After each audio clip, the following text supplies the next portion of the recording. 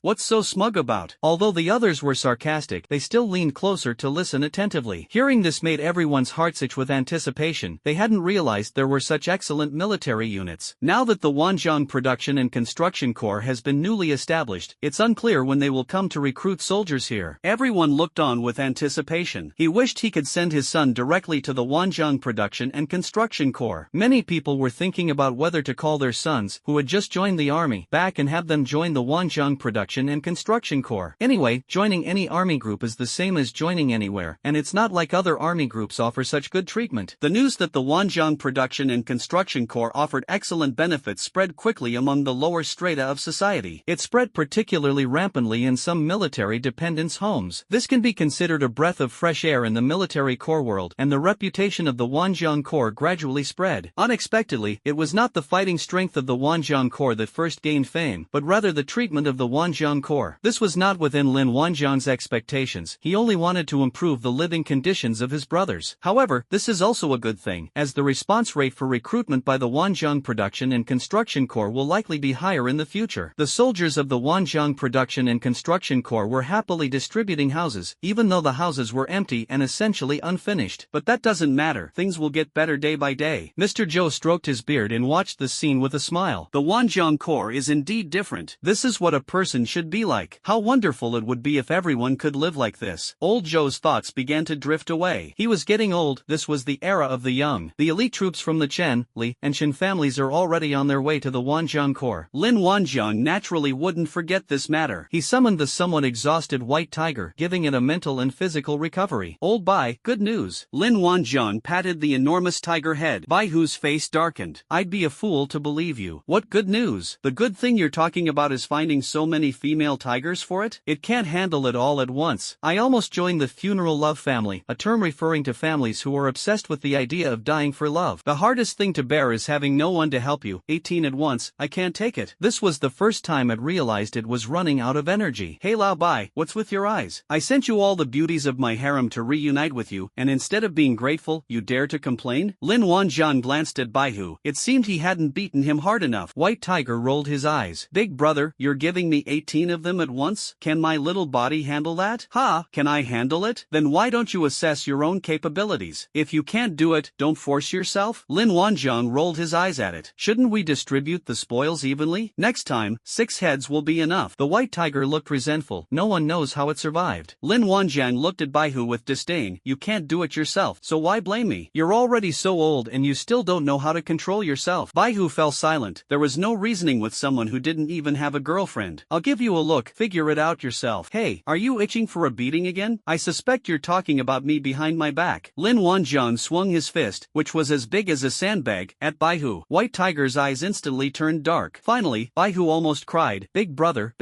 let's talk about serious matters first. Serious matters are important, don't delay. Now you've remembered the important matter? Well, there's a group of people who are quite strong, and they're probably going to come looking for trouble. Lin Wanjiang said calmly, putting away his fists which were as big as sandbags. Using your killing intent to deal with them would be the best thing to do, and it would also boost your strength. Upon hearing of this good news, the White Tiger's eyes widened in surprise. This task was much easier to complete than dealing with 18 female tigers. White Tiger was full of confidence. Don't worry, boss, I guarantee the mission will be completed. By the way, boss, how many people are there? There probably won't be too many, maybe a few thousand. With the 3 major families joining forces this time, there are likely quite a few level 3 awakeners. Lin Wanjiang nodded. Baihu's face twitched upon hearing this. A few thousand people isn't considered too few? Do you have some misunderstanding about what few means? However, Baihu was not afraid. He didn't take a mere level 3 awakener seriously. If classified according to human strength, a level 3 awakener is equivalent to a minor leader among mutated beasts. It might be quite intimidating to ordinary mutated beasts, but to the mighty Tiger King, it's just a piece of cake. It's not like it hasn't been killed before. It seems there were some at the mine that time. By the way, brother, should I cover my face so that no one recognizes me? The White Tiger clearly knows some human habits. It seems like you need to wear a mask to do things that can't be done in the light of day. Lin Wanjiang looked puzzled. What is this? Does covering its face make it unrecognizable? Are you serious about making yourself stand out in all white? He looked Baihu up and down and suggested, forget it, your face is so big, save yourself a bed sheet. Next time, get a perm before you think about covering your face. Alright, brother, I'm off then. Remember to take me to get that ionic perm next time. The White Tiger transformed into a white blur and sped off to the west. Does it recognize people? Lin Wanjiang suddenly realized this problem. They should know each other, since there's no one else here. Lin Wanjiang was too lazy to think about it, since he didn't recognize the person who came anyway. Let them play Pictionary together. On the way, Chen Zhuan was somewhat restless. restless. Master, why don't you lie down? It will be more comfortable if you lie down. I have experience with this. Chen Xinhuang, who was in the passenger seat, had a particularly good eye. When he saw Chen Zhuan shifting his buttocks uncomfortably, he knew that the head of the family must be suffering from unrelieved hemorrhoids. Chen Zhuan's face darkened. Shut up, I don't want to hear your voice. He gets incredibly annoyed just hearing Chen Xinhuang speak. It seems that Chen Xinhuang's tenure as division commander is coming to an end. Chen Xinhuang obediently stopped looking at Chen Zhuan in the back seat. The head of the family is just a little shy, but all the suggestions he provides are excellent. Sigh, being too proud leads to suffering. Chen Xinhuang sighed inwardly. Chen Zhuan had actually intended to lie down, but after Chen Xinhuang said that, he immediately changed his mind. He's feeling incredibly awkward right now. How much longer until we arrive? Chen Zhuan asked, his attention diverted. We'll be there soon, just past the Su family's defense zone. Please bear with us a little longer. Chen Xinhuang said with concern. Oh, winky face oh. Chen Zhuan is about to hit someone. Upon seeing this, Chen Xinhuang quickly sat up straight and pretended to be invisible. After searching for a long time, Baihu finally found a caravan of several thousand people. The people's clothing is clearly 3 different styles. It seems this is the person the boss was talking about who's coming to cause trouble. The white tiger was absolutely certain. As for whether it might mistake someone for someone else, or what to do if it does, it's not worried at all. Anyway, that's what the boss said. Although the number of people wasn't several thousand, the 3 families were going head to head. The white tiger crouched behind a small hill, and once the convoy was in a straight line, a beam of killing intent shot out. Hey, take this sword, the white tiger thought to itself. It launched a sneak attack without making a sound, first trying to deflate the opponent's arrogance. It didn't foolishly stand in the middle of the road and confront people face to face. That's not its style. Warfare is based on deception. Victory can be achieved through surprise. That's what the boss said. The killing light swept directly onto more than a dozen troop transport vehicles in a straight line, and hundreds of people died instantly. The people leading the convoy were from the Shin family. However, Shin Chang was lucky. The killing light stopped when it reached the hood of his car. Most of the car vanished into thin air. The driver and Shin Ching were left stunned, questioning the meaning of life. How so? It's gone. It's all gone. The Shin family's Black Bear army disappeared just like that. A full 300 Black Bear soldiers, gone just like that. People and vehicles gone? What happened? What was that white light? Why didn't anyone tell him this information? Shin Ching stared blankly at all of this. This is simply unbelievable. The white tiger did not stop after its attack. Instead, he flashed and changed direction several times, and several beams of killing light shot towards the middle and rear of the group. It's the white tiger. It's the white tiger. Chen Xinhuang shouted excitedly. Get out of the car. Patriarch, get out of the car. As he spoke, Chen Xinhuang got out of the car first, opened the back door, and pulled Zhuan out. At this point, respectfulness is no longer a concern. Chen Xinhuang, having spent most of his time on the border, was far more powerful than Chen Zhuan. So Chen Xinhuang dragged Chen Zhuan aside and ran away. Chen Zhuan didn't even have time to stand up properly before he was dragged away. It made intimate contact with the ground with its bottom, and then rubbed against the ground as it went. Chen Zhuan's mind wasn't on the outside world, so he didn't understand what was going on. What do you mean by white tiger or white tiger? He didn't know if the white tiger was scary, but he knew his but was probably going to be ruined. That damn Chen Xinhuang must want to become the head of the family. Let go of me. Chen Xinhuang roared. Patriarch, we can't let them go. Anyone who's slow will die. Who knew we'd run into the white tiger here? Chen Xinhuang ran to the side without slowing down. He glanced back out of the corner of his eye and almost had a heart attack. The convoy has been reduced by 2/3. Moreover, the car they were in has disappeared. Luckily I ran away decisively, otherwise I would have died here. Stop right there. What's going on? Chen Zhuan roared angrily. It's not just hemorrhoid pain anymore. A layer of skin has been scraped off my entire buttocks. Chen Zhuan was on the verge of madness. Patriarch, please bear with me for a moment. With that, Chen Xinhuang knocked Chen Zhuan unconscious. What if Chen Zhuan shouts like that and attracts the white tiger? He had heard far too many stories of the white tiger's formidable reputation. Just kidding, Huaxia Academy was almost completely wiped out. This is something that only heavy firepower or skilled human warriors can withstand. Although they are all level 3 awakeners, which teacher at Huaxia Academy isn't level 3? They had someone who was close to level 4, but where are people these days? Even the ashes can't be found. So your life is at stake. Of course, he wanted to run away by himself, but he couldn't miss such a good opportunity to save the head of the family. At this point, as long as you don't lose your mind, there will definitely be more difficulties than solutions. Just run first and think about the rest. Only someone with a screw loose would think of going head to head with the white tiger. Putting aside whether we can win or not, even if we do win and kill the white tiger, what then? How many people will die? They had only been facing each other for a short while when the entire Shin family was wiped out. They had no will to fight. Whether others live or die is none of their business, but Chen Xinhuang cannot die. So Chen Xinhuang's first first thought was to drag Chen Zhuan away. He believed that as long as he ran fast enough he would be safe. That seems to be the case, they are both quite safe. At least the white tiger didn't catch up. Compared to the massive convoy, the two of them were a small target, so small that even white tiger wouldn't bother wasting his energy looking for trouble. Of course, the elites of the three families are not incompetent. Many of them react very quickly. Many people realized what was happening shortly after the white tiger appeared and began to launch their own attacks on it. This is the difference between elites and ordinary people. A true expert's skill is immediately apparent. An ordinary person would most likely be terrified upon witnessing this scene, let alone be able to mount any resistance. However, despite its large size, the white tiger is quite fast. Those people's attacks didn't even land on the white tiger. Even if a single attack hits the white tiger, it seems as if there is an invisible armor covering its body. The attack couldn't hurt it at all. This invisible armor was naturally custom-made for the white tiger by Lin Wanjiang before it set off. To be honest, it did have some effect. At least the white tiger wasn't injured. In a brief exchange, the difference in strength immediately became apparent. As it turned out, the two sides were not even in the same league. Although the people from the three major families were elites, none of them could keep the situation in check. Although the three major families had a large number of elite troops, they were powerless against such an unreasonable attack. This was a one-sided massacre, and the methods were extremely bizarre. Li Laosan reacted quickly. His thoughts were similar to Chen Xinhuang's: run first, then worry about the consequences. So he ran alone into the dense bushes. Poor Shin Chang was probably quite old, and the shock he received was too great, so he couldn't recover for a while and was eventually killed by the white tiger. He hadn't done anything, and then he just disappeared. More and more people started getting off the bus and scattering in all directions. But they were too late. The white tiger was incredibly fast, its killing light relentlessly reaping lives. This time, the white tiger armor had a yuan crystal storage box on it, so after it noticed this, it unleashed its killing intent with abandon. This big brother really deserves it. He's prepared so many elemental crystals for it all at once. This kind of battle where you don't have to worry about expending energy is so comfortable. A few minutes later, the white tiger stopped chasing. He had dealt with most of the people. At least, there were no living beings left to be seen. Of course, the few white tigers that hid themselves were too lazy to bother with them. Anyway, the boss didn't order it to exterminate them all, leaving no one alive. He felt that he had accomplished the task assigned by his boss. Roar! The white tiger roared, turned around, and disappeared from the spot. Chen Xinhuang no longer used a dragger. He simply carried Chen Zhuan on his back and headed straight for a place with lush grass and dense forest. It is estimated that Chen Zhuan was also quite heavy, and Chen Xinhuang fell 2 or 3 times during the incident. Chen Zhuan was naturally thrown out, and he was so dizzy that he felt even more dizzy. Chen Zhuan is now covered in mud and looks utterly disheveled. However, Chen Xinhuang did not intend to abandon Chen Zhuan, but continued to carry Chen Zhuan on his back. This can be considered a loyal rescue. Finally, Chen Xinhuang laid Chen Zhu down in a patch of grass, lay down on him, and quietly listened to the sounds around him. They've run quite a distance, so they should be safe by now. Therefore, Chen Xinhuang did not continue running. If Baihu was determined to kill them, he would still be found no matter how fast he ran. However, if the white tiger is just acting randomly, then they are safe even if they don't have to run this far. I really don't know why the white tiger would appear in this place. Didn't they say the beast tide had receded? Could this white tiger really be Lin Wanjiang's underling? After intense exercise, Chen Xinhuang's brain also began to work rapidly. In an instant, he thought of many details. Why was Lin Wanjiang so confident in resolving the beast tide? And why did the beast tide retreat so easily? They retreated just as Lin Wanjiang was about to arrive. Wasn't the retreat of the beast tide a bit too casual? Could this beast tide really be Lin Wanjiang's doing? It's no wonder he thought that way. In fact, he now suspects Lin Wanjiang. From initially trying to smear Lin Wanjiang, he has now come to believe it himself. He had previously said in front of the 3 division commanders, Lin Wanjiang would never accept Baihu as his subordinate. It seems quite likely that the white tiger is Lin Wanjiang's battle beast. Otherwise, why would the white tiger appear here? The beast tide has receded. Shouldn't the white tiger return to the mountains? What, you came here for an after-dinner stroll? If that's really the case, it's terrifying. They've gone a bit too far for their walk. Lin Wanjiang became this powerful without saying a word? If that's really the case, let alone the 3 major families, not a single family in the entire Huaxia alliance would dare to mess with him. He still has many ferocious war beasts, plus the current 2,800 plus men, which is more than enough to protect himself. No wonder he was so fearless. It seems they underestimated Lin Wanjiang from the very beginning. Another point he had been overlooking was why the head of the family repeatedly targeted Lin Wanjiang. Chen Zhuanan never mentioned the reason to him. If the patriarch's reason for this is that Lin Wanjiang abducted so many Qin family soldiers, then why are the Li and Qin families getting involved in this mess? It can be assumed that the Qin family and Lin Wanjiang have some grudges. Could it be that Lin Wanjiang also killed members of the Li family and thus became their enemy? And sure enough, the more Qin Chen Xinhuang guessed, the closer he got to the truth of the matter. Just as his thoughts were racing, he felt something push against his lower body. He instinctively reached out and touched it, then turned his head to look at it. Where did these earthworms come from? There are quite a lot of them. Chen Xinhuang's hair stood on end. Earthworms, about the size of chopsticks, burrowed in and out. Chen Xinhuang suddenly remembered something and quickly turned Chen Zhuan over. It was discovered that there was much more behind Chen Zhuan. Because Chen Zhuan's pants were torn, many earthworms were still burrowing into them. Use your imagination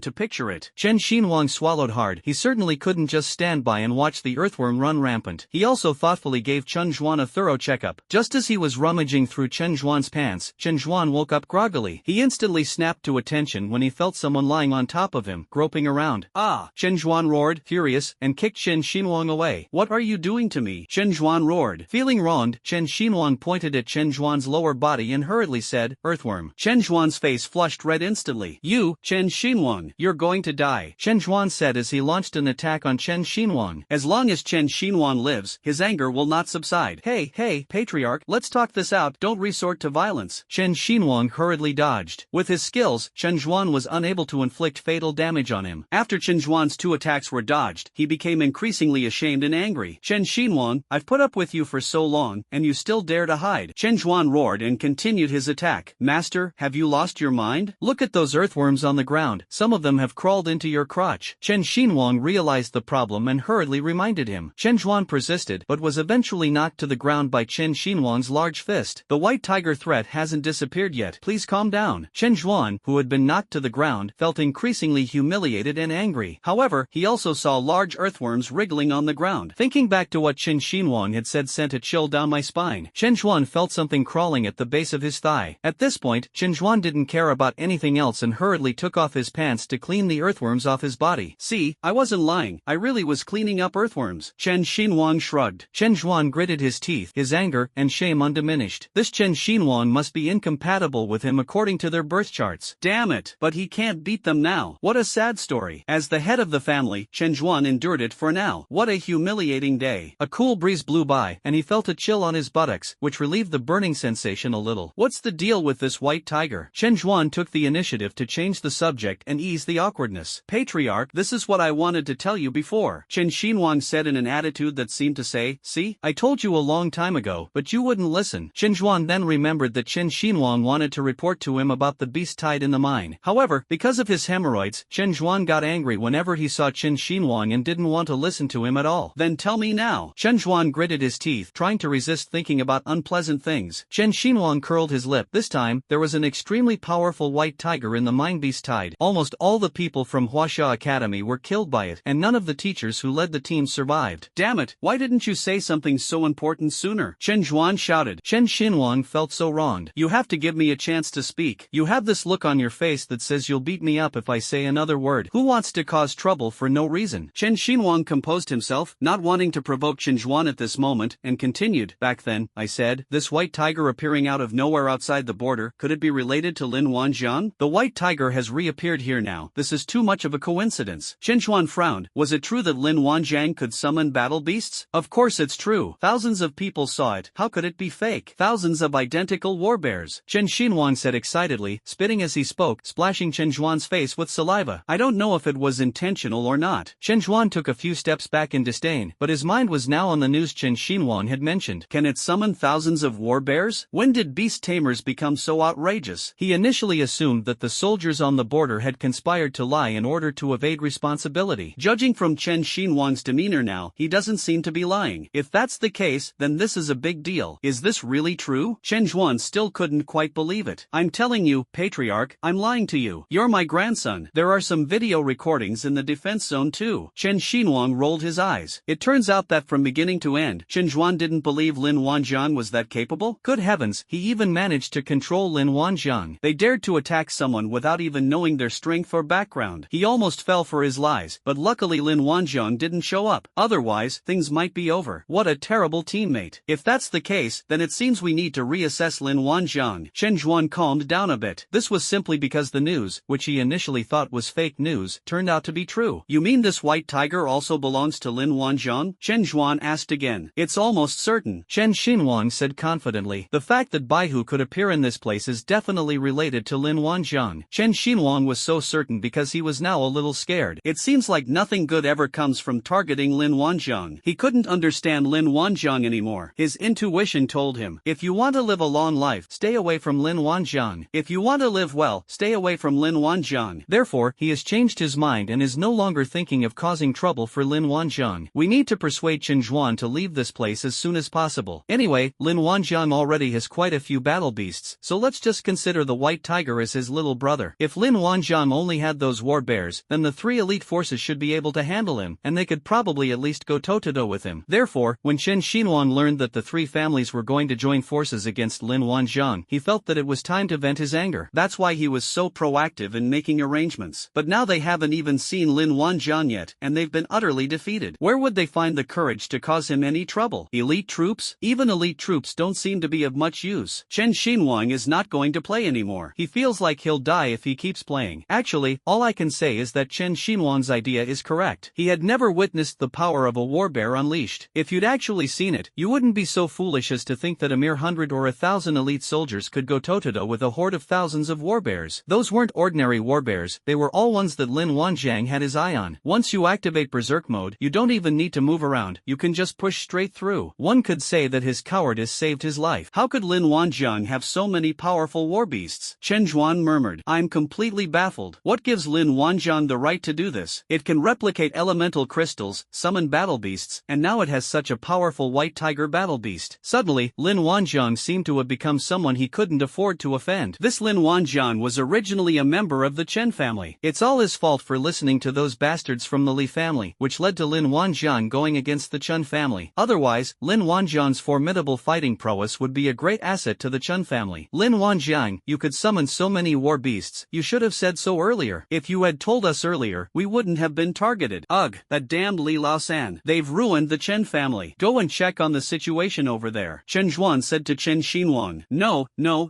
Chen Xinhuang shook his head repeatedly. Are you kidding me? Going back now would be suicide. No way. I'd rather die than go. Anyway, Chen Zhuan can't kill him right now. Are you going or not? I think you don't want to be a division commander anymore. Chen Zhuan blared. Patriarch, let's wait a little longer. Just half an hour.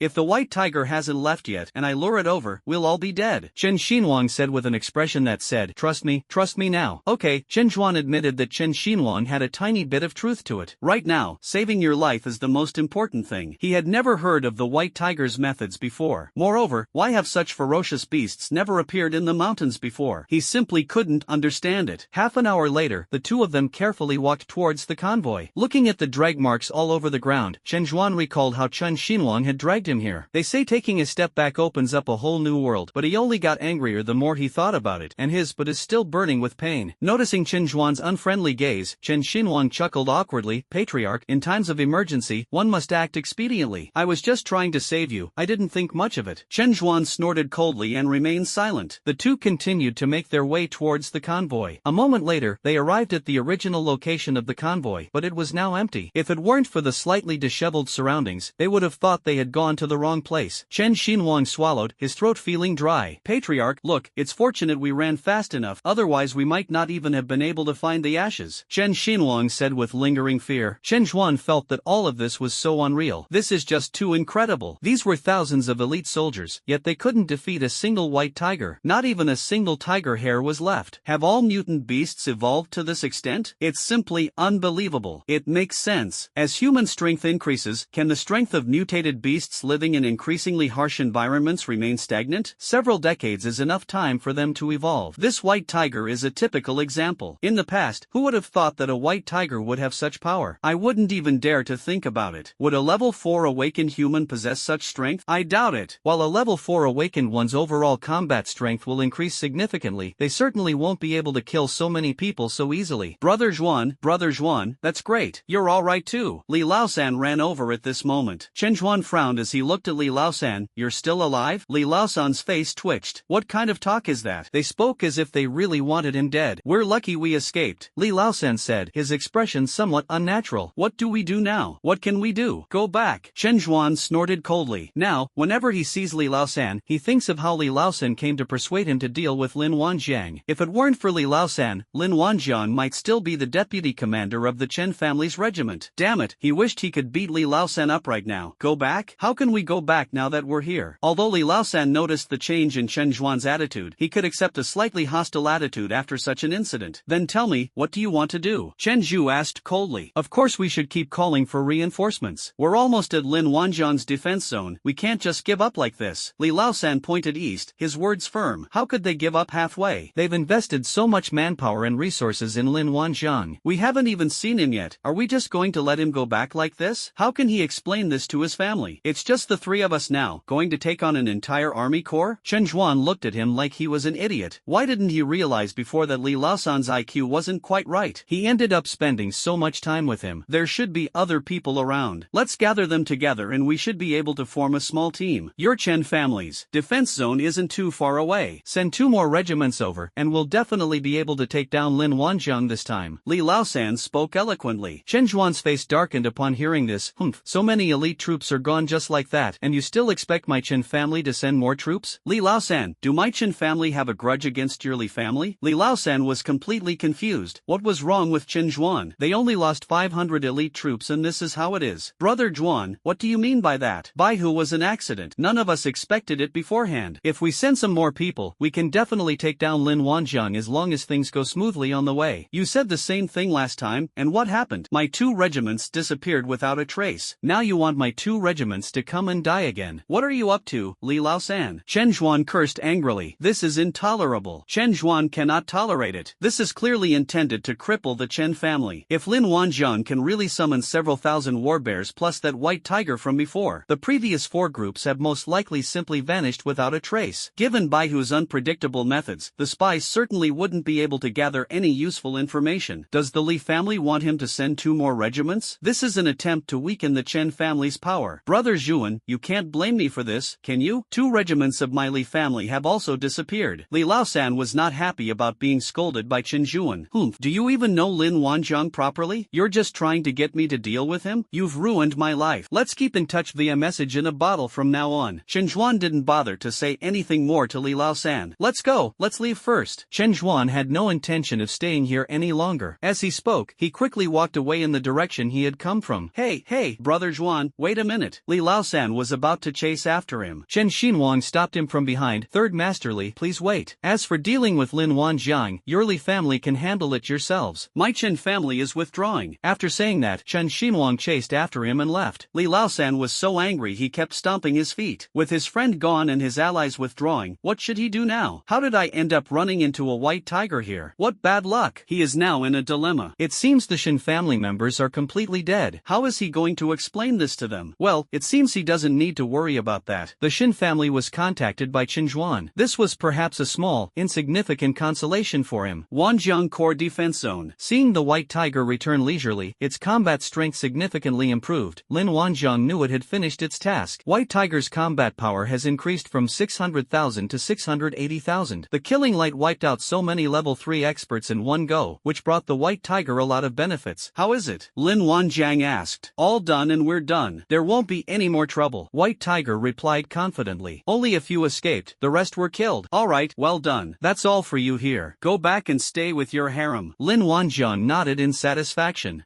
Big brother, I don't want to go back yet. How about I go and chase after those who escaped again? Baihu's skin tingled at the mention of the harem group. My legs started to sway involuntarily. How can we go back now? Therefore, Baihu volunteered to go out on another mission. This is my first time carrying out the boss's mission. It has to be perfect. No need. Look at you, you're free to do whatever you want. Lin Wanjiang waved his hand. There's no need to kill everyone. Lin Wanjiang still needs to leave some people behind to report back. The Calabash brothers have to save their grandfather one by one. Now he has changed his mind about changing the head of the household. Let's take this opportunity to improve Baihu's strength. If the family head changes, they won't target him anymore, and the white tiger's only way to improve his strength is to hunt mutated beasts. By the way, do you want me to make you some goji berries? Are you sure you can handle it? Lin Wanjiang asked, glancing at Baihu's private parts. Baihu was completely bewildered. What was that? It feels like I've been looked down upon. How can this be allowed? No need, I'm perfectly fine. After saying that, Baihu went off to play by himself. Who do you think you are? 17 times in one night is really too much for me. But it handled 6 female tigers with ease. Lin Wanjiang smiled. He has a lot on his plate right now. Just today, the Alliance officially approved the establishment of the Kowloon Army. For the League, this is a risk-free deal, so there's no reason to disagree. Anyway, the conditions for the new legion are already set. If they can weather the storm and pull through, then it's fine for the alliance to allocate some funds appropriately. After all, the border region also needs fresh blood. Conversely, if the League can't hold on, then it hasn't lost anything. Therefore, the Kowloon Army's review process did not encounter any obstacles. The Kowloon Army in Changcheng has recruited more than 25,000 people. In terms of numbers, the Kowloon Army has far exceeded the size of a military corps. However, Lin Wanjiang did not care about the number of positions available. It's just a matter of dividing the army into more regiments, which is easy to solve. When he drew his sword, even if others realized they were all Lin Wanjiang's men, they could only accept it. If he recruits another 10,000 people, Lin Wanjiang will become a regional warlord with 4 army corps. Even without summoning 100,000 war beast legions, he could still have a say at the alliance meeting table. The current rate of population growth is still considered slow, because now all the Kowloon army personnel need to be carefully selected by Zhao Shan personally. Lin Wanjiang and his clone in Changcheng were connected in spirit and mind. So after the Kowloon army's approval was granted, Lin Wanjiang's clone immediately informed the Kowloon army of this good news. They also recounted how houses and land had been prepared for them. Zhao Shan was so moved after hearing this that he almost shed tears of emotion again. The soldiers of the Kowloon army cheered and jumped for joy, like children who had found their organization. They finally have a formal position and official status. I've been waiting for so long, and it's finally here. They used to be a civilian organization, but now they've transformed into government troops. Don't be fooled by their current freedom. Eat and drink as you please, just focus on completing the tasks assigned by the boss. But that always leaves everyone with a feeling of being adrift and uncertain. Or is it equivalent to a temporary worker? However, once they were replaced by government troops, they became a compliant and legal organization. Everyone has gone from being a temporary worker to a permanent employee. Start enjoying the benefits of the alliance. Regardless of whether they received the benefits or not, everything they did was becoming increasingly legal. In the future, if they want to recruit people, they can just set up a booth and have people come over on their own. They won't have to secretly exchange secret signals with people anymore. Boss Lin was indeed considerate of them in every way. They were not wrong in the end. Moreover, Boss Lin even arranged a place for them to live and land. That means they've already endured most of life's hardships, and the sweet part is just around the corner. Life needs a little sweetness, but Boss Lin suddenly added a bit too much sweetness to their lives. Boss, when are we going to the defense zone? Zhao Shan asked excitedly. No rush. Recruit another 15,000 people, then we'll stop and set up a permanent recruitment point here. Lin Wanjiang's clone gave the final task target. If others heard that so many people were to be recruited, they would probably be terrified. But the Kowloon army is different. It only took them a few days to challenge 15,000 people. Okay, boss, I'll get back to work. With that, Zhao Shan led his men out the door, full of fighting spirit. If other military units and Boss Lin's military units are all military units, what's the difference? Joining another military unit might mean risking your life, but in Boss Lin's army, their lives will only get better and better. They'd gladly risk their lives for a boss like that. The major and minor families in Changcheng no longer dare to provoke the Kowloon army, these peasants. After all, who wants to cause trouble for an organization of more than 20,000 people? Isn't this just being a busybody, having nothing better to do, and wanting to die? Therefore, it became much easier for everyone to start their work. Now that he has a government-affiliated position, it's a big gimmick, and Zhao Shan has started gathering people to give public speeches again. Changcheng has practically become the Kowloon army's backyard. Their influence on ordinary people here is absolutely enormous. After Zhao Shan gave a public speech, several thousand people expressed interest. Putting everything else aside, the fact that you can eat 3 meals a day is enough to make many ordinary people's hearts flutter. Moreover, Zhao Shan and his group were also ordinary people, essentially the same kind of people as him, which made them more convincing than those from powerful families and their armies. The task of recruiting 15,000 people will likely be completed ahead of schedule. The white tiger, now free to roam, began to wander around. It leisurely headed towards the place where it had just ambushed and killed the 3 major families. The mission wasn't completed perfectly, some people even left. Seeing that the eldest brother is so eager to send it back to reunite with the pack of tigresses, it must be because he didn't do things well enough to indirectly punish it. Yes, that must be it. So letting it roam freely now is probably giving it a chance to make amends. White Tiger thought he'd wander back to where he'd been and see if he could take care of the person who'd escaped. After Chen Zhuan left, Li Laosan did not leave immediately. He gritted his teeth and pondered for a long time before finally dialing home to report the Chen family's withdrawal and the devastating news of their complete annihilation in the White Tiger attack on the road. The White Tiger's situation can only be attributed to bad luck. No one can be blamed for it. However, the Chen family's withdrawal has somewhat affected the Li family's plans. But this is also good. Without the Chen family's involvement, the Li family has the opportunity to exclusively enjoy Lin Wanjiang's influence. Previously, when they sought cooperation with the Chen family, Lin Wanjiang was a military officer in the Chun family. Lin Wanjiang now has absolutely no connection with the Chun family. Therefore, after a brief consideration, the head of the Li family decided to send nearby troops north again. He also transferred 300 elite troops from home to the northern border. Li Laosan, on the other hand, remained in the northern border to await the arrival of reinforcements. He would not leave until he saw Lin Wanjiang. The main idea is to never give up until you hit a wall. He also gathered 7 or 8 of the remaining elite members of the Li family nearby, which gave him some confidence. Otherwise, he would really be a little panicked if he were alone. Li Laosan and his group of 9 planned to first gather intelligence on the Wanjiang Corps. As they walked, they unexpectedly ran into the white tiger again. 9 people and a tiger stared at each other, wide-eyed. Li Laosan was terrified and hurriedly rubbed his eyes. He must have seen it wrong. He must have. Having just encountered the white tiger, how could I possibly encounter it again? Even bad luck can't be this bad, right? But the truth seems to be as real as it could possibly be. It's over. It's over. Charge. Charge. Charge together. Li Laosan reacted quickly and hurriedly spoke up. Strike first and you'll have the advantage. If you strike later, you'll have no chance to strike at all. The group looked at each other in bewilderment. Finally, everyone gritted their teeth and shouted, charge. Kill. With shouts, the 9 men charged off in different directions. Everyone held the belief that it was better to sacrifice a fellow Taoist than to sacrifice themselves. Only a fool would turn and run immediately. Exclamation point. Li Laosan cursed and ran even faster. None of those bastards went up. They all ran away as fast as they could. Actually, the white tiger didn't recognize them, nor had he ever seen them before. There were no portraits to compare against, and Baihu encountered several people on the road, but he was naturally unsure whether they were the ones who had slipped through the net. Therefore, the white tiger did not launch an attack the moment it encountered them. He's now an organized tiger king, so he can't kill people indiscriminately anymore. What if they're friends of the boss? But these people actually ran away when they saw him. The only people who witnessed its power were that group of people. Good heavens, it must be one of the fish that slipped through the net just now. Hee hee. The white tiger bared its gleaming white teeth and chased after it. It must be said that Baihu's reasoning ability is not bad. Roar! The white tiger roared, scaring everyone into running even faster. However, the difference in strength was too great, and Baihu quickly dealt with the fleeing people one by one. When it caught up with Li Laosan was already pale and terrified. With a thud, Li Laosan knelt down and cried out, Tiger Lord, spare my life. I'm a good man. A true man can bend and stretch. Kneeling before a tiger king is not shameful. He only wanted that sliver of a chance to live. The white tiger stopped its claws from striking. This human was interesting. It seems they are still the leaders of these people. Let's capture one alive, just in case the boss wants to question him. After making up its mind, the white tiger knocked Li Laosan unconscious with a single swipe of its paw, then carried him away. Wanjiang Corps Defense Zone. Lin Wanjiang looked at Li Laosan, who had been brought back by the white tiger, and didn't know whether to laugh or cry. I gave you free time, and you're still so dedicated as to go and work overtime? Fine, fine. The tigress will reward you with a dozen more. He woke up Li Laosan with a water balloon. Li Laosan slowly woke up, and when he opened his eyes and saw the white tiger's huge head, he almost fainted again. Tiger Lord,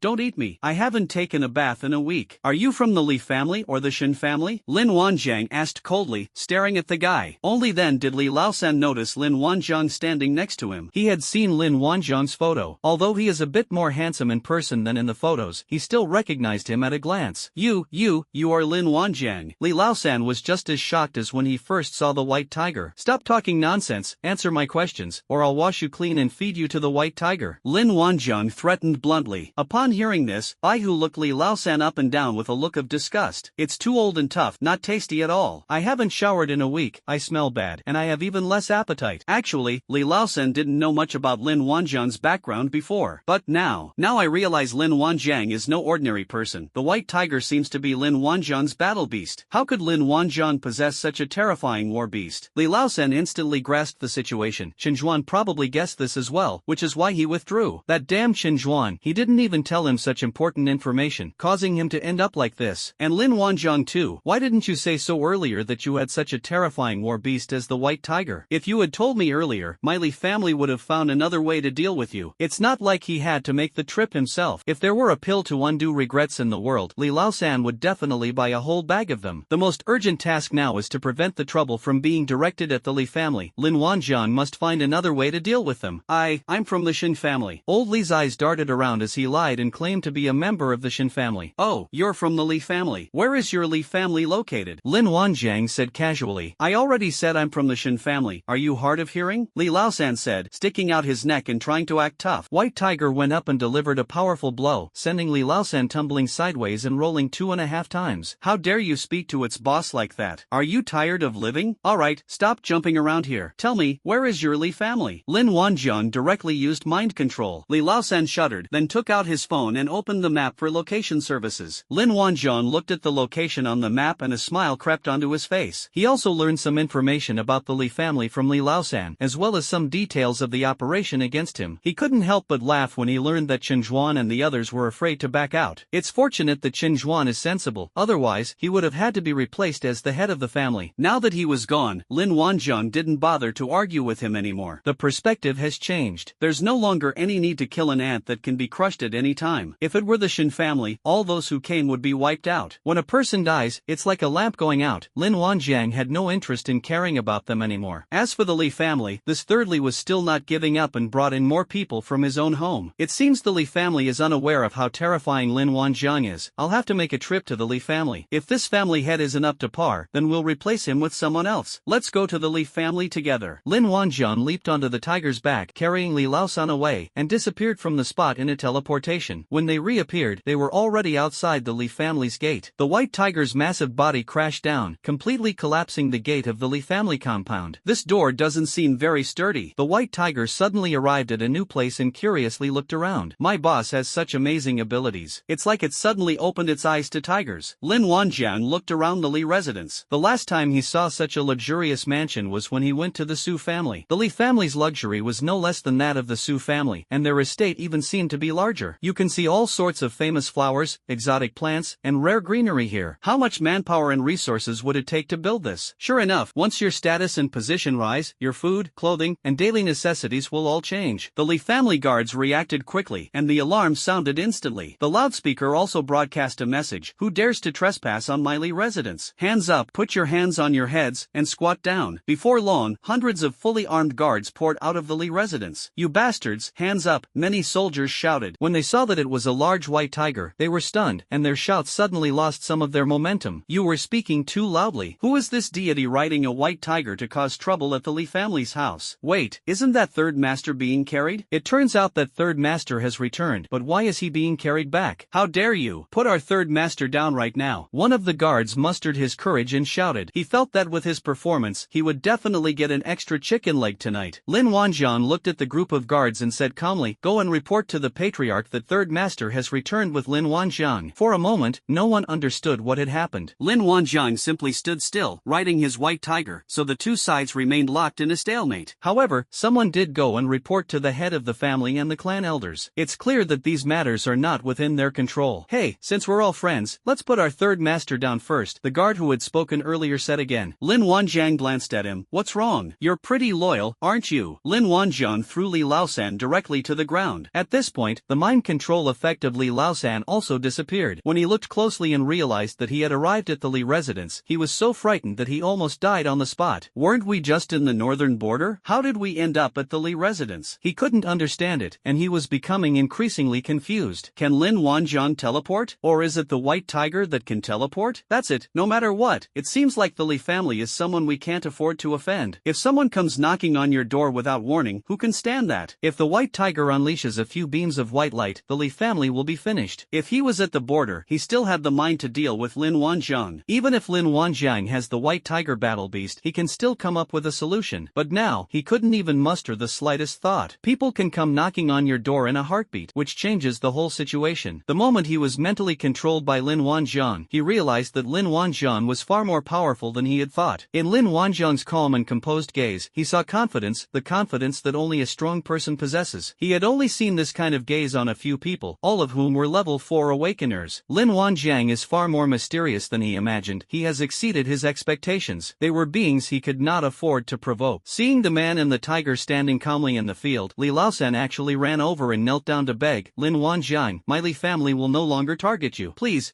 spare the Li family, okay?" The Li family's guards looked at each other in bewilderment. Is this the man in front of them, Lin Wanjian, who has offended the Li family? Also, what's wrong with third master? Why would someone kneel before someone? And kneel before Lin Wanjian? Is third master senile? The guards were completely baffled. The guard who cared about third master hurriedly came over to help Li Laosan up. "Third master, how can you kneel before someone, especially Lin Wanjian? Didn't you say you were going to arrest Lin Wanjian?" Li Laosan gasped upon hearing this. this? You bastard, can't you see the situation clearly? Are you trying to get him killed? He slapped the guard to the ground and hurriedly said, Brother Wanjiang, I don't know this person. He must have been sent by another family to frame my Li family. As he spoke, Li Laosen killed the guard. The guard was hoping for an extra chicken leg, but now he's gone before he even got to eat it. At this moment, an old voice came from inside. Third brother, I heard you brought Lin Wanjiang here. You have done a great service for the Li family. Soon an old man came out, followed by a group of old men. Greetings, patriarch, the guards hurriedly greeted. The old man waved his hand, and he paused slightly when he saw Lin Wanjiang riding on the white tiger. He carefully examined it for a while before recognizing that it was indeed Lin Wanjiang. Ha, it has to be the third brother again. What are you all standing there for? Tie Lin Wanjiang down. Third brother, you've done a great job this time.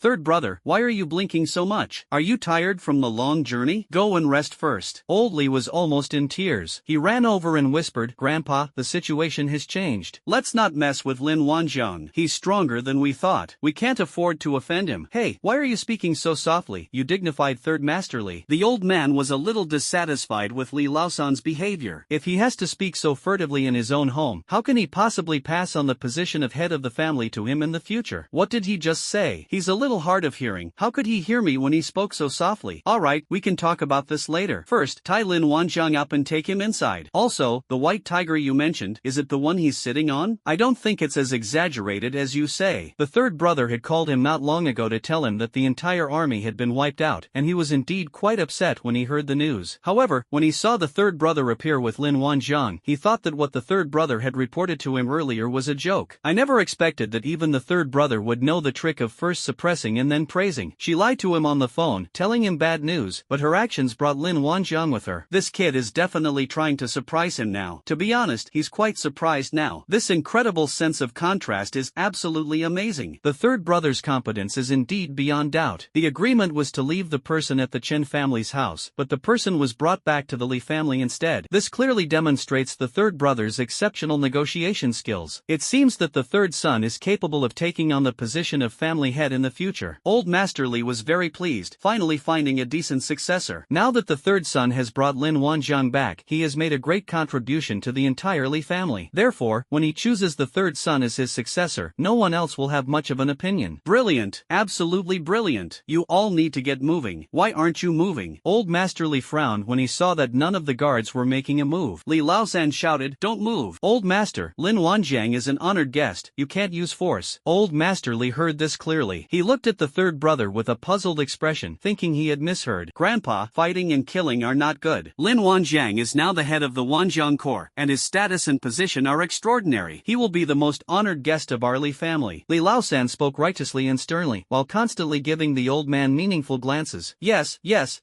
they're guests. Old Master Li realized. If Lin Wanjiang is treated well, he will work hard to replicate the Yuan crystal. It's the third brother who thought of everything. Guards, take Lin Wanjiang inside and lock him up. He is not allowed to leave without my orders, Old Master Li said with a smile. Li Laosan stumbled, and the old man still didn't understand. Wait. Li Laosan stopped everyone, speaking slightly louder in the old man's ear. Grandpa, Lin Wanjiang is very powerful. Our Li family can't afford to offend him. Lin Wanjiang couldn't help but laugh. The father and son's back and forth banter was truly amusing. Old Master Li looked at his third son with a puzzled expression, then at the calm Lin Wanjiang and Baihu. Lin Wanjiang is very powerful. He knows that. He's the first person to be able to copy Yuan crystals. How could he not be powerful? Although the Li family is not the strongest family, it is not afraid of other families. Having a Lin Wanjiang should not be a problem, right? What is the third brother worried about? Look, the third brother is almost sweating with anxiety. Something strange about this. Old Master Li began to carefully examine Lin Wanjiang and Baihu. Then he realized something was wrong. Where are all the elite troops that the third brother brought? I haven't seen a single one of them. And Lin Wanjiang's composure is a bit too much. Then I noticed that the gate was broken, which clearly indicated that the visitors had ill intentions. Third son, tell the truth. Old Master Li frowned as he looked at his third son. Alright, enough with the charade, I'll do the talking. Lin Wanjiang said calmly, I've heard that your Li family has been trying to contact me repeatedly, and now I've come myself. Brother Wanjiang, this is all a misunderstanding. A misunderstanding. Li Laosan bowed and smiled obsequiously from the side. Misunderstanding? How could it be a misunderstanding? You know Principal Li of the Five Elements Academy, right? He's from your Li family, isn't he? Lin Wanjiang glanced at Li Laosan. He is indeed a member of our Li family, but he is from a collateral branch. He can only represent his personal actions, not the Li family's. Li Laosan Laosan hurriedly tried to exonerate the Li family. Before Lin Wanjiang could even say anything about Principal Li, Li Laosan was already eager to distance himself from the matter. You made me drop out of school so you could imprison me. Now that I'm here, anyone who wants to lay a hand on me can do so. Lin Wanjiang surveyed the entire scene. Old Master Li glanced at Li Laosan and then at Lin Wanjiang, before giving a few instructions to the people around him. The guard beside him hurriedly turned around and ran away. Lin Wanjiang didn't stop him. That person must have gone to get reinforcements. Lin Wanjiang, how about joining my Li family? I'll guarantee you'll never have to worry about food or clothing. Old Master Li looked at Lin Wanjiang with a smile. Although he doesn't quite understand the situation, as the head of the family, he needs to stabilize the situation. He always felt like the roles of hunter and prey had been reversed, which made him extremely uncomfortable. This white tiger? Could it really be as powerful as the third brother said? If he's so capable, why is the third son bringing him home? The third brother was clearly not the kind of person who didn't use his brain. Impossible, how could that be? He must be overthinking it. There's nothing we can do about it. It's just the information gap. Such an unbelievable thing. No one would believe it without seeing it with their own eyes. Li Laofan clearly said he was in the northern border not long ago, and now he's home? It's obvious that Li Laosan lied. What exactly does the third brother want to say, and what is he hiding from him? In fact, this kind of thing can't be explained in just a few words. The extent of Lin Wanjiang's extraordinary abilities is something that only those with a deep understanding of him and who have personally experienced it would believe. Otherwise, everyone would think it's outrageous. Li Laosan himself was not quite sure what was going on. He suddenly appeared at home. So the main theme is talking like a chicken and a duck, unable to understand each other. Lin Wanjiang looked at Old Master Li and smiled. Old man, if you voluntarily hand over the position of family head to Li Laosan, you can be spared from death today. Since none of you understand what's going on, I'll just leave you confused for a while longer. Lin Wanjiang was happy to watch the show. Lin Wanjiang's words were like a thunderbolt. For a time, many people imagined all sorts of things. Goodness, now it all makes sense. Everything finally makes sense. No wonder the third brother treated Lin Wanjiang this way at first. It turns out he wanted to join forces with Lin Wanjiang to usurp the position of family head. First, they exaggerated the strength of Lin Wanjiang in Baihu, making everyone wary and hesitant to take action. He then showered everyone with sweet words, making them even more confused. This elevates Lin Wanjiang to a very mysterious level. That's a brilliant plan. Old Master Li almost laughed in anger. He had lived a life of ups and downs, and had seen all sorts of situations and experienced all kinds of open and covert struggles. Now, the third son has actually colluded with outsiders to try and seize his position as head of the family. Third brother, do you know that this position of family head was originally reserved for you? Old Master Li felt extremely sad. He seemed to have aged even more in that instant. His most favored successor turned out to be this. In order to deceive him, they did not hesitate to tell all sorts of lies. He almost believed Lin Wanjiang's lies just now. Now it seems like nothing more than an ordinary white tiger. He was almost fooled. Li Laosan was stunned for a long time before he realized what was going on. Good heavens, this was a blatant attempt to sow discord. But he couldn't refute anything yet. Don't worry, third brother, you'll be the head of the family from now on. Lin Wanjiang, always eager for drama, added fuel to the fire. Old Master Li almost had to take action himself. Third brother, you actually colluded with outsiders. Third brother, you are a sinner against the Li family. My Li family has suffered a great misfortune. A group of elders chimed in, each offering their own opinion. In order to save the Li family, Li Laosan had no choice but to bite the bullet and say, Grandpa, Lin Wanjiang is not someone the Li family can afford to offend. I advise you to listen to me and do as I say in order to protect the Li family. Ha ha ha, good. Third brother, I misjudged you. Old Master Li laughed loudly, tears welling in his eyes. At that moment, he was utterly disappointed. The next moment, Old Master Li's eyes slowly regained their clarity and he said in a cold voice, all soldiers of the Li family, listen to my order, capture Lin Wanjiang alive. Hundreds of guards immediately surrounded them. The white tiger looked at the ants that were surrounding it, and with a sweep of its tail, 7 or 8 people were sent flying. Still dare to resist? Men, shoot Baihu on the spot, but leave Lin Wanjiang alive. Old Master Li ordered in a deep voice. Just then, the reinforcements the old man had called arrived. Several hundred elite members of the Li family rushed over at top speed. At the same time, even the 2 only 4th level awakened elders of the Li family rushed over. This shows how much Mr. Li valued Lin Wanjiang. The Li family has practically played all their cards. This was also Mr. Li's way of being on the safe side. Old Master Li waved his hand and pointed at Lin Wanjiang. Take down Lin Wanjiang, execute Baihu on the spot, and let him eat tiger whip tonight. Yes! The 500 elite soldiers shouted in unison, and their speed increased instead of decreasing as they charged towards Baihu and Lin Wanjiang. The white tiger became furious when it heard that the old man wanted to eat its parts. Damn it, do you really think it's a sick cat? Lin Wan shook his head. It was hopeless. He had brought this upon himself by daring to provoke the white tiger like that. Roar! The white tiger roared, and a beam of white light swept towards old Master Li. Master Li was talking to two level 4 elders when the killing light arrived in the blink of an eye. Watch out! Shouted a level 4 elder, pulling the old man back. But it was too late. Half of the old man's body melted away. Both level 4 elders were dumbfounded. What was going on? Why is this light so eerie? The head of the Li family died. He didn't even leave a last message before he died because he wanted to eat tiger penis. At the same time, the white tiger unleashed its divine power and began its slaughter. Lin Wanjiang did not stop him. Although old Master Li was still somewhat useful, he had talked enough and made his presence felt, so his death is no big deal. Li Laosan had already slipped away, fearing he would be affected by the white light. He barely survived, and now he cherishes his life even more. You people who don't listen to advice deserve it. What could he do? Good advice is useless against a damned devil. Beams of white light streaked through the arena, and large numbers of people dissolved away. The Li family members were completely bewildered and at the same time, terrified. The two level 4 awakened members of the Li family felt their scalps tingle as they watched the scene unfold. Should they attack or run away? This white tiger seems to be even stronger than them. How did the Li family end up offending such a powerful entity? What do we do? A level 4 awakened asked, appearing in a flash. They were able to evade the white tiger's attacks. This white tiger's ranged attack method is strange. As long as we avoid its attacks and get close to fight, its advantage will be greatly reduced. Another level 4 awakened one analyzed. The white tiger is like a cannon, constantly spewing out white light. Therefore, their only solution is close quarters combat. Alright, you go left, I'll go right, let's go. As they spoke, the two level 4 awakened ones sped toward the two sides of the white tiger. Lin Wanjiang glanced at them. Two old men with a combat power of 250,000. One is proficient in metal, and the other is proficient in fire. In terms of combat strength alone, it is quite high. He was also the human with the highest combat power he had ever seen, excluding himself, of course. The combat power of a level 4 awakened is indeed much higher than that of a level 3. Instead of running away, the two chose to fight. This is the Li family home. Their roots. Where can they run to? Lin Wanjiang's overlord domain activated instantly, causing the two level 4 awakened ones to pause in their tracks. It felt like the speed had slowed down by half. Just kidding, this is a domain skill that can have the opponent's combat power. At the same time, Lin Wan's combat power instantly doubled, almost exceeding the maximum level. If the head of the Li family saw a combat power of over 11 million, he would definitely faint on the spot. Lin Wanjiang said calmly, I am not here to slaughter your Li family, but simply to change the head of your family. Your cultivation is hard-earned, so I hope you will not ruin your life. The two level 4 awakened were startled and stopped, retreating rapidly. Seeing this, Lin Wanjiang withdrew his overlord domain skill. The two level 4 awakened beings immediately felt light and returned to normal. What kind of method is this? It's terrifying. The young man's aura just now was so overwhelming that they could hardly breathe. These are definitely players whose strength far surpasses theirs. How is that possible? He's so young. However, the perception of a strong person is rarely wrong, and the probability of two people making the same mistake at the same time is almost non-existent. The two exchanged a glance and both saw the solemnity and awe in each other's eyes. This man is invincible. Stop. My Li family submits, shouted the level 4 metal awakener. Lin Wanjiang patted the tiger's back, and the white tiger stopped. His tiger-like eyes surveyed the entire scene with arrogance. Wherever its gaze fell, everyone dodged, fearing that the white tiger might suddenly strike again. The scene was a complete mess, and all the guards who had surrounded the Li family had been melted away. Even more than half of the 500 elite troops were killed or wounded. When the head of the Li family died, all the elders of the clan went down to join him. In this brief clash, the Li family suffered heavy losses, damaging its very foundation. Li Laosan, come here. Lin Wanjiang called out. Li Laosan, who was far away, could no longer pretend that nothing had happened and came running over eagerly. Lin,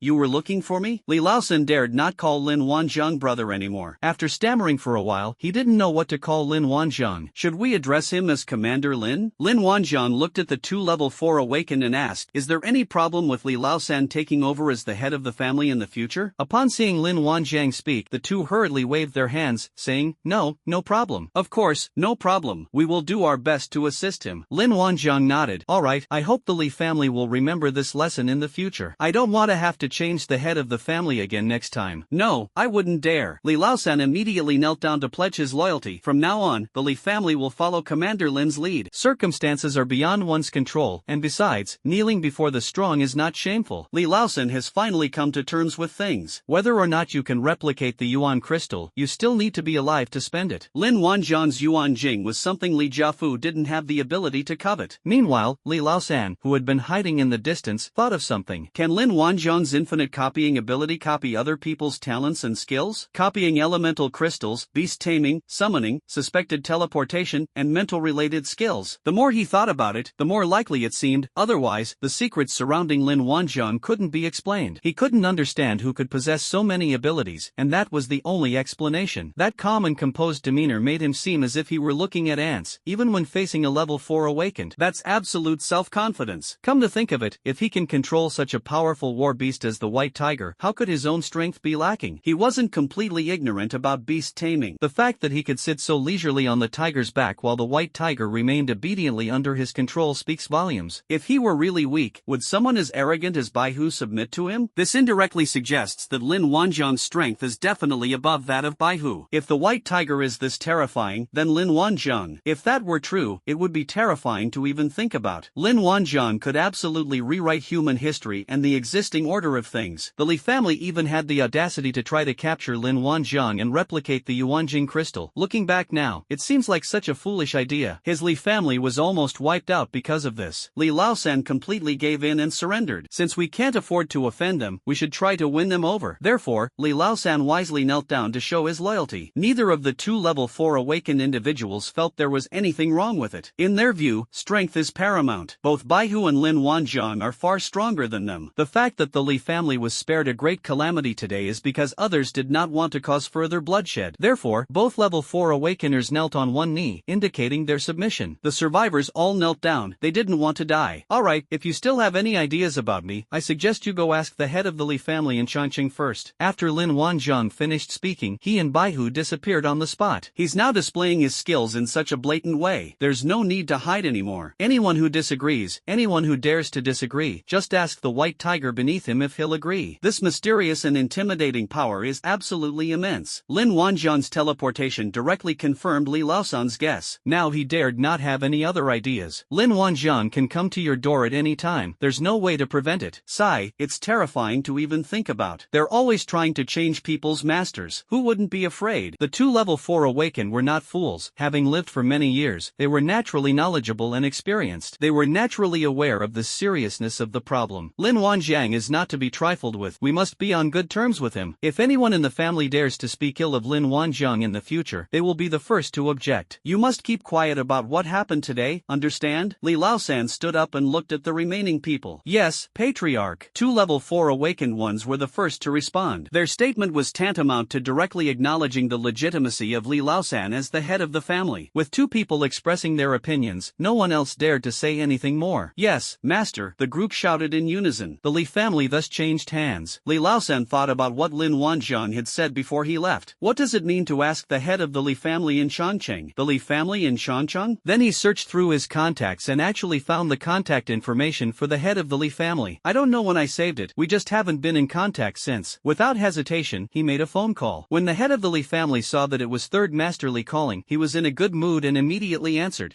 Third Master, it's been a long time. What brings you here? Li Laosan had no interest in small talk and went straight to the point. I have a question for you. Do you know Lin Wanjiang? The head of the Li family thought about it carefully and thought, Lin Wanjiang? Isn't Lin Wanjiang the behind-the-scenes boss of the Kowloon army in Chongqing? That godlike man with a terrifying combat power of over 5 million. Lin Wanjiang, is that Lin Wanjiang, the behind-the-scenes boss of the Kowloon army? The head of the Li family asked. This question actually stumped Li Laosan. What the heck is the Kowloon army? How did this Kowloon army suddenly appear? What's the deal with the Kowloon army? Li Laosan asked, puzzled. Oh, this Kowloon army is a newly established mercenary group in Chongqing. However, it has been officially renamed the Kowloon army today. It has a formal organization and a number of more than 20,000 people. The head of the Li family slowly began to speak. Li Laosan became increasingly alarmed as he listened. When did an organization of more than 20,000 people suddenly appear? Could it be that the Lin Wanjiang they're talking about is the same person? If that's the case, then that's a bit scary. Lin Wanjiang's military force has grown so rapidly without anyone noticing. The Wanjiang Corps clearly only had a little over 2,000 people, so how did more than 20,000 suddenly appear in the blink of an eye? He turned to a level 4 awakened being next to him and asked, check if there's a newly established legion called the Kowloon army? The head of the Li family continued, Lin Wanjiang is the boss behind the Kowloon army. We were fortunate enough to meet him once. So what's your opinion of Lin Wanjiang? Li Laosan asked calmly. Lin Wanjiang, formidable, unfathomable, we must not offend him. The head of the Li family pondered for a long time before squeezing out a few adjectives. Oh, can you tell me in detail how powerful powerful it is? Li Laosan became interested. After hesitating for a long time, the head of the Li family finally decided to tell the truth. This is a good opportunity to build a good relationship with our own family. Anyway, Lin Wanjiang didn't say that his information couldn't be revealed. Lin Wanjiang's strength has reached a terrifying level. The head of the Li family lowered his voice and slowed down. Upon hearing this, Li Laosan's heart skipped a beat. Just as I had guessed, Lin Wanjiang was a bit terrifying. My ability is to see the specific combat strength of each person. For example, the combat strength of a level 2 awakened person is between 1000 and 10,000. A level 3 awakened one's combat power ranges from 10,000 to 100,000. A level 4 awakened individual has a combat power ranging from 100,000 to 300,000. As for level 5 awakeners, I've never seen one, so I can't estimate their value. Of course, the numbers I mentioned are just for reference. Guess how much Lin Wanjiang's combat strength has reached? The young Li family head kept everyone in suspense as he spoke. Li Laosan was terrified. The head of the Li family actually possessed such abilities. It can actually quantify a person's combat strength. This was something he didn't know before, so it seems he was still somewhat working in isolation. The fact that the head of the Li family is keeping this a secret proves that Lin Wanjiang's combat strength must be quite high. Li Laosan went straight for the big guess. You don't mean to say that Lin Wanjiang's combat power has reached the ceiling of 300,000 for a level 4 awakened being, do you? No, let's guess higher. The head of the Li family smiled mysteriously. Li Laosan was shocked. It was even higher? Could it be that they have all surpassed the limits of a level 4 awakener? Could it be 500,000? Li Laosan asked uncertainly. This is just too unbelievable. He originally thought Lin Wanjiang's strength should be around the peak of level 4. In his view, the peak of level 4 was already very powerful, something he couldn't even reach. Unexpectedly, Lin Wanjiang has already broken through the limit of level 4. Seeing Li Laosan so doubtful about life, the head of the Li family felt quite pleased, as if he had found a kindred spirit. See,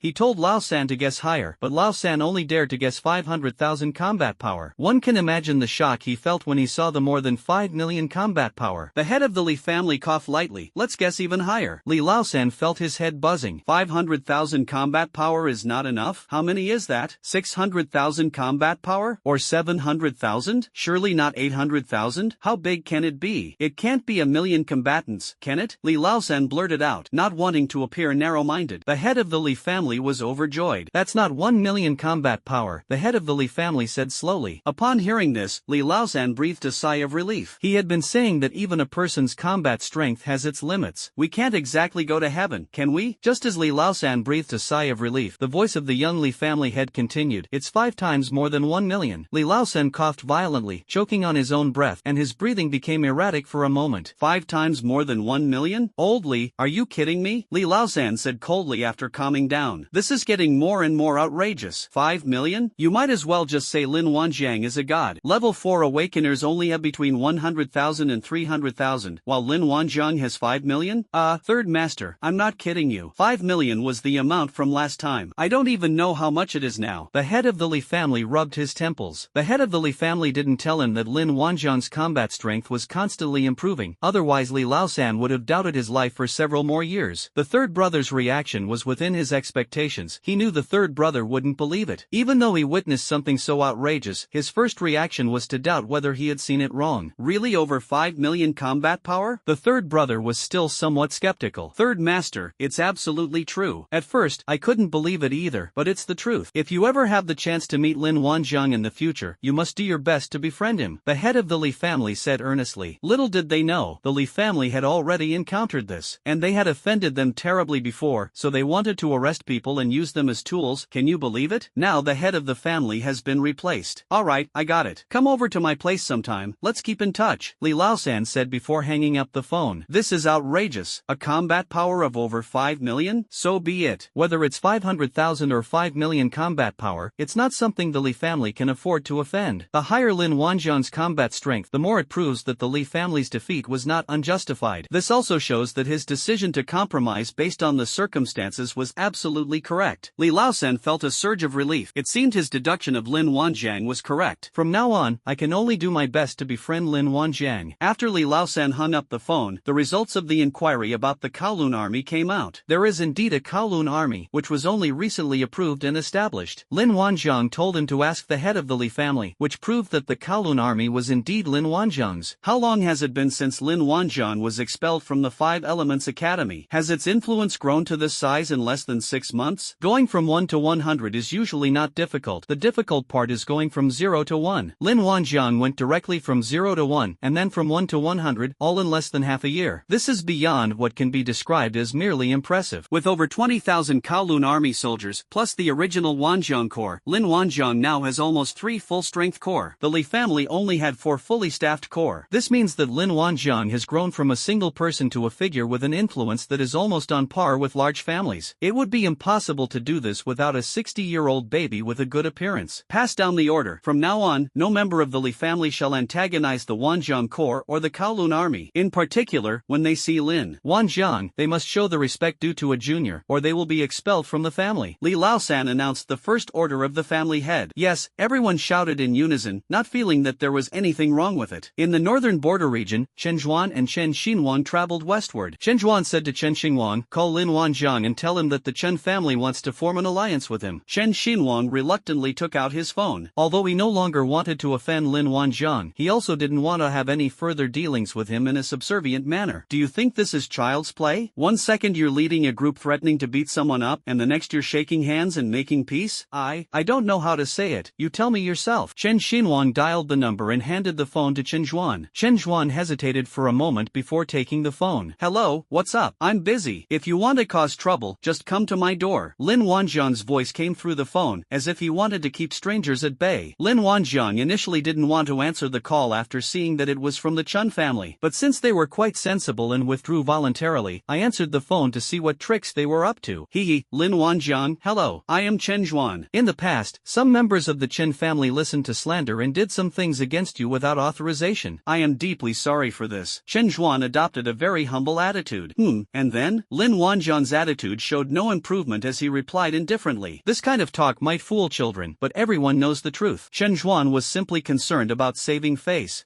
Chen Zhuan's enthusiasm was met with a cold shoulder, and his emotions were somewhat disjointed, but he still had to continue. I would like to invite you to rejoin Chen Han's army. What do you think? The position of division commander in the army will be reserved for you. Not interested, Lin Wanjiang said calmly. Chen Zhuan didn't know how to respond for a moment. Couldn't they have been a little more tactful? He's a family head, after all, and he has underlings watching over him. Hee, I'll keep this spot for you anytime. You can come whenever you want. Chen Xinhuang stared at Chen Zhuan with a resentful expression. Hey, how dare you say that to my face? I'm the superior officer now. In addition, my Chen family would like to form an alliance with Wanjiang Bingtuan. What do you think? Chen Zhuan lowered his stance and extended an olive branch. Alright, stop with those little schemes. I won't be targeting the Chen family for now. Seeing that the other party's attitude was fairly sincere, Lin Wanjiang pointed him in the right direction. Just focus on defending the border. Instead of wasting your energy on that, you should improve the soldiers' combat effectiveness. The mutated beasts are not as simple as you think. After all, mutant beasts are constantly improving, and if human strength doesn't keep up, they will easily be eliminated. Survival of the fittest. While humans are constantly engaged in internal strife, the mutated beasts are accumulating power. In a few years, when the conflict between humans and mutated beasts becomes irreconcilable, humans will be as fragile as a piece of paper, easily torn apart. While this may make a deeper impression on people, it also comes at a great cost. That would sacrifice the lives of many ordinary people, and the human population would decline sharply once again. So, driven by his own conscience, he offered a word of advice to Chen Zhuan. Whether he listens or not is not his concern. Lin Wanjiang has a compassionate heart, but he is not a saint. It hasn't risen to the level of needing to save all of humanity. He also had his own selfish motives. For example, if a family displeased him, he would directly replace the head of that family, truly changing the head of the family. Since Chen Zhuan has backed down, let's not change his position for now. After all, the Chen family and his Wanjiang army have some history, so there's no need for them to fight to the death. It would be very easy for Lin Wanjiang to replace a family head. However, the fundamental purpose of changing the owner is to reduce future troubles. Now that this goal has been achieved, there's no need to take Chen Zhuan's head. When Chen Zhuan heard Lin Wanjiang say this, his tense heart relaxed a little. Hee, if the Wanjiang Corps needs anything in the future, just let us know. As for military equipment, I'll have someone send some over to you first. As long as Lin Wanjiang doesn't cause him trouble, nothing else matters. They had previously confiscated equipment from the Wanjiang Corps, and he was genuinely worried that Lin Wanjiang would hold a grudge against him. That white tiger was really panicked, okay? No need, you can keep the military equipment yourselves. Be more open-minded in the future, that's all. Lin Wanjiang hung up the phone immediately after saying that. It's already an exception that I was able to talk to him this much. Not long ago, Lin Wanjiang was planning to replace him. One can only say that he was destined to survive. Chen Zhuan breathed a sigh of relief after finishing the call. Without realizing it, the clothes on my back were already wet. Unexpectedly, he now feels a lot of pressure when talking to Lin Wanjiang. What are you looking at? If Lin Wanjiang is coming, what's wrong with you giving up your division commander position? Chen Zhuan handed the phone back to Chen Xinhuang and cursed. Chen Xinhuang curled his lip, thinking to himself, why don't you just give up the position of family head? You're making such a grand promise. He earned his position as division commander through his own abilities, okay? However, he knew that Lin Wanjiang would never come back, so he was only a little emotional. With the Chen family backing down, the series of events caused by the Mind Beast tide eventually subsided. Everyone had their own thoughts, and in the end, no one investigated the cause of the beast tide. The Chen family believed that Lin Wanjiang was behind it, and now that they were trying to build a good relationship with Lin Wanjiang, they certainly couldn't bring up this argument again. The Su family sided with Lin Wanjiang, and since Lin Wanjiang was involved in this matter, the Su family did not investigate further. The Xiao family naturally knew the real reason for the beast tide, but since everyone was keeping quiet about it, Xiao Jiao was happy to play the deaf and mute. As for the Lu family, they remained neutral, not taking the initiative to express their opinions on many matters. No one brought it up, and Commander Lu himself did not speak. Therefore, the incident of the mine animal horde came to an end. The border returned to its former tranquility, and the four major families resumed mining operations and began excavating the mines. More than 48,000 people gathered in the northern suburbs of Chongqing. These people were all members of the Kowloon army. Zhao Shun was giving his final pep talk on the stage. Since the Kowloon army has been formally organized, coupled with Zhao Shun's vigorous speeches over the past few days, the number of people joining the Kowloon army has far exceeded expectations. That's considered exceeding the target. Mr. Lin was naturally very happy. Including the more than 2,800 people in the Wanjiang Production and Construction Corps, Lin Wanjiang's Production and Construction Corps now has a total of more than 50,000 people. The sheer size of the group is estimated to exceed that of many families. Zhao Shun's mission in Changchun has officially ended. He delivered a perfect answer sheet with outstanding results. Zhao Shun scored 500 out of 100. The 400 points were bonus points given to him by his boss. Finally, it was Lin Wanjiang's turn to speak. Looking at the people below, Lin Wanjiang was filled with emotion. Once upon a time, it was just him and Xiao Buetzai. Now we have such a large team. Lin Wanjiang's words were simple. Brothers, I will show you with my actions that you have made the best choice of your lives. Are you ready? If you are, let's head to the new world and start a new life. Lin Wanjiang's words had a built-in loudspeaker effect, and everyone could hear them clearly. Be ready at any time. Tens of thousands of people shouted in unison. The sound was deafening, like a mountain roaring and a tsunami crashing, deeply moving the mind and spirit. Lin Wanjiang nodded in satisfaction. Next, Zhao Shun directly exiled more than 48,000 people to his exile space. Lin Wanjiang's clone carried Zhao Shun and teleported to Wanjiang City. This wasn't the first time Zhao Shun had teleported during this period, so he was much calmer when the boss used such a magical teleportation method. However, upon arriving in Wanjiang City, Zhao Shun was still taken aback by the scene before him. Lin Wanjiang brought Zhao Shun to a large square on the south side of Wanjiang City. Zhao Shun stared blankly at the neat rows of houses and the uniformly sized plots of farmland. Is this the Wanjiang City the boss told him about? Isn't it a bit too big? How many houses and fields are there that stretch as far as the eye can see? Although Lin Wanjiang had given him a heads up, Zhao Shun was still utterly shocked. Boss Lin is indeed a very capable person. What are you standing there for? Release them. Lin Wanjiang rolled his eyes. It seems we need to broaden Steward Zhao's horizons more. Is this really shocking? Upon hearing Lin Wanjiang's reminder, Zhao Shun snapped out of his daze and hurriedly released the more than 48,000 people. After a brief adjustment to the change in light, the more than 48,000 people looked around curiously when they saw their surroundings, much like a group of people pushing carts into the city. The level of shock was much greater than that of Zhao Shun. Lin Wanjiang rubbed his forehead. Never mind, let everyone catch their breath first. After all, the Wanjiang city he built was indeed quite magnificent. This is a unique case in the league. He put a lot of effort into both the architectural layout and the land area. This is the source of the sense of awe. He himself was a little dazed, let alone the group of ordinary people like them. A few minutes later, Lin Wanjiang smiled and said, "This is Wanjiang City, and from now on, it will be your city alone. There will be no more class oppression here. Everyone will have a small house and 2 plots of land, and you can bring your family to live with you." Everyone was stunned, thinking they had misheard. What did Boss Lin just say? 1 house per person? Are they dreaming? Manager Zhao only mentioned that the welfare benefits were good, saying that there would be 3 meals a day, but he didn't mention that there would be housing or land allocation. This damn feeling of happiness came so suddenly. Even those with a sense of discipline couldn't help but gasp in disbelief. Even Zhao Shun was so surprised that his mouth dropped open. The boss just said that there was a piece of his territory here. But what was surprising was that the city was so well planned, and most importantly, Suddenly, they were part of this wonderful city. This is such a wonderful surprise. What a pleasant surprise. Many people's eyes welled up with tears. They were not afraid of hardship or fatigue, and even risked being scammed by telecom fraud when they traveled to other places. The luckiest ones weren't cut in half and were even allocated houses and land. They have met a wise ruler. Zhao Shun knelt on one knee. From now on, the Kowloon army will swear to be loyal to Boss Lin to the death. Anyone who dares to betray us, I, Zhao Shun, will be the first to destroy them. I swear allegiance to the death and will never betray you. I swear allegiance to the death and will never betray you. More than 48,000 people shouted in unison, and the sound carried far and wide, making the listeners' blood boil. The more than 2,800 soldiers of the Wanjiang Corps were still practicing when they heard the commotion, so they all stopped and ran to the city wall to watch. I almost popped my eyes out when I saw that. Why are there so many people? Where did so many people come from? They arrived in Wanjiang City without a sound. However, judging from the situation, they don't seem to be enemies. If they were enemies, things would be very serious, and someone could sneak in without us noticing, which would be fatal. These brothers are family from now on. Lin Wanjiang's words reached everyone's ears. To calm everyone down, everyone finally relaxed upon hearing this. Boss, where did you get so many people from? There must be tens of thousands of people here. Will they all belong to the Wanjiang Production and Construction Corps from now on? Everyone gasped involuntarily at the thought. The Wanjiang Corps is going to take to the skies. If there was any shortcoming of the Wanjiang Corps before, it was that it had too few people. Neither regiment could be at full strength. They weren't even half a corps. If we include these people now, then there are too many people to count. In short, several corps have been established. These people's slogans resonated with the hearts of the people. In an instant, the more than 2,800 people on the city wall also started shouting. Chen Outyan walked over and said with a smile, "These people wouldn't happen to be the same people you recruited in Chongqing back then, would they?" He, brother Tian is so smart, he guessed it so quickly. Lin Wanjiang nodded, not hiding anything. The reason I asked you to apply for the Kowloon army positions was for them. But that's almost 50,000 people, and even 2 army corps organizations aren't enough. Chen Outyan rubbed his temples.